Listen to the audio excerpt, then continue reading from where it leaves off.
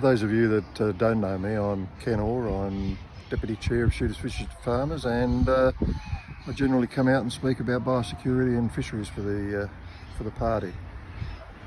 As many of you know, we've had a really big week with the pollution issue at the salmon ponds, and there was a major toxic blast came down the river, flowed through into the salmon ponds, killed around 120,000 fish and polluted the ponds. 2.3 kilometres upstream is a site which I call, well, it's a shit dump as far as I'm concerned. It takes waste salmon products, it takes waste from the newsprint mills, takes hard waste, green waste and liquid waste. And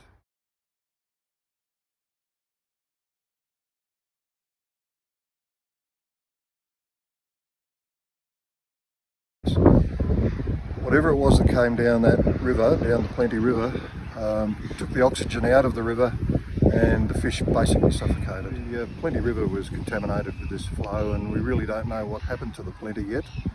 Certainly the salmon ponds, we know what happened there, it killed fish.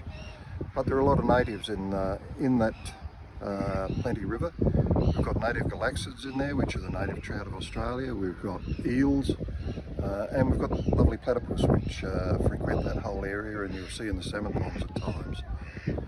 I know I was calling for Te Pipui to actually get in there and do some testing of the water above and below this shit farm, and I believe that's been carried out in the last week. Results aren't known yet. No matter who I contact, they seem to be gagged in being able to talk about it from the minister down, and the EPA is the only one who's saying anything. And really we're not getting any information from the EPA, really am not getting the information we need.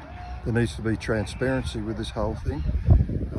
This Plenty River runs into the Derwent just above the water outtake for the Hobart water supply, and who knows what could happen. That whole river, the whole Plenty River, is used by the farmers that live on it for both irrigation and domestic use. 4 years ago, that we actually filmed a documentary on 150 years celebration of the salmon ponds. It's unique in what it is, it's unique in the world, and it was the first time any viable fish product had been moved from one country to another, never mind one hemisphere to another. So this is a world significant place, and it needs to be protected, and it's only us that can do it. Obviously the government are not really interested, and I'm calling on everybody, anglers, anyone who watches this, to share it, get it out there, and let's start putting some pressure on the EPA, on our ministers, and let's get change in the air. We need this to change now, and I'm not going to stop until we've got that change, and until this composting site, or shit farm as I call it, ceases operation. It should never have been there. It's in a totally wrong place. It's on a fragile watershed, and we need it out of there. So let's see if we can share this and kick up a noise. And I'm not used to doing sort of podcasts or whatever we call this, but I'm asking the community to get behind me, and let's see whether we can make change and save our salmon ponds.